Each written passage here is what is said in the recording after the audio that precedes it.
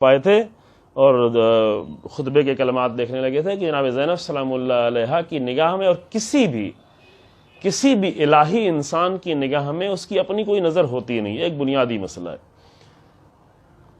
غیر الہی لوگ وہ اپنی نظر بناتے ہیں چونکہ وہ خود اپنے آپ کو خدا سمجھتے ہیں، لہذا اپنی نظر پر زیادہ زور ہوتا ہے. خود کی بات مانی جائے، خود کی بات سنی جائے، اپنی بات نہیں مانی جائے تو عزیز ترین قریبی ترین لوگوں کو بھی سے بھی ناراض ہو جاتے ہیں، اپنے رہبروں سے ناراض ہو جاتے ہیں. اگر ان کی بات پسند نہ کی جائے تو نبیوں سے ناراض ہو جاتے ہیں. کیوں؟ اس لیے کہ اپنے آپ کو خدا سمجھتے ہیں.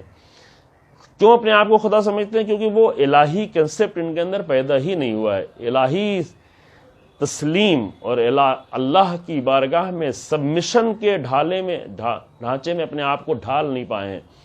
ابھی وہ حالت ان کے اندر عبودیت اور بندگی کی حالت نہیں پیدا ہوئی ہے کہ جس کی بنیاد پر انسان ممکن ہے عبادتیں کر رہا ہو، کچھ عبادت کر لے رہا ہو، اٹھ بیٹھ رہا ہو، نماز پڑھ رہا ہو، حج کر رہا ہو، یہ سب کچھ کر لے رہا ہو، پیسے خرچ کر رہا ہو، نظر و نیاز اور نہیں معلوم اور سب کیا کیا کر رہا ہو، لیکن اس کے اندر بندگی اور عبودیت اور سبمیشن اور تسلیم کی کیفیت اس کے اندر نہیں پیدا ہوئی ہے.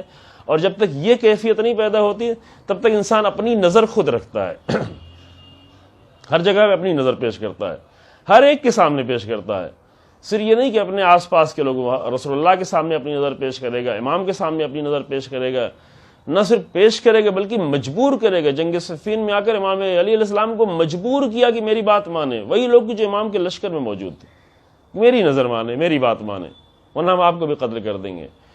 رسول اللہ کے اوپر آ کر اپنی نظریں زبردستی تھوپنے کی کوشش کرنا، اور رسول اللہ کو بہت سخت حالات میں کبھی کبھی، یہ دشمنوں کی بات نہیں ہے، مشرکین اور مکہ کی بات نہیں، خود اپنے ہی اصحاب میں ایسے لوگ تھے جو رسول اللہ کو سخت مشکلات میں لا کر دوچار کر دیتے تھے، کبھی جنگ کی حالت میں، حتیٰ کبھی صلح کی حالت میں، کہ جب اپنی نظر پیش کرتے تو اپنی نظر کی بنیاد پہ حتیٰ رسول اللہ کی مخالفت کیا کرتے تھے. تو یہ بہت سخت منزل ہوا کرتی ہے. یہ در حقیقت الہی تہذیب اور الہی تربیت اور الہی رنگ میں اپنے آپ کو نہ رنگنے کی وجہ سے یہ حالات پیدا ہوتے ہیں. یہاں تک انسان آگے بڑھتے بڑھتے پھر وہ اللہ کے سامنے بھی اپنی نظر پیش کرتا ہے کہ اللہ کا حکم الگ، اللہ کا دین الگ، اللہ کی باتیں الگ، لیکن اس مسئلے میں ہماری نظر یہ ہے، ہماری سوچ یہ ہے، ہماری فکر یہ ہے. تو ایسی صورت میں پھر انسان جو ہے اس کے اندر وہ حالت سبمیشن کی حالت پیدا نہیں ہو پاتی، صحیح بندگی کی حالت وہ انسان کے اندر نہیں پیدا ہو پاتی. پھر اس کا نتیجہ کیا ہوتا ہے؟ اس کا نتیجہ یہ ہوتا ہے کہ ہر چیز کے بارے میں وہ پھر اپنی رائے رکھتا ہے، اپنا طریقہ رکھتا ہے. اب اس کی تاریخ میں بہت سارے نمونے ہیں اور بہت ہی عبرتناک نمونے ہیں، لیکن چونکہ وہ پہلے پیش کیا چکے ہیں لہذا بھی ہم اس کو دہرائیں گے نہیں، اور بات جو ہے وہ ہماری پھر دور بھی ہو جائے گی اور ہماری دوسری باتیں جو ہیں ضروری ہے وہ نہیں عرض ہو پائیں گی.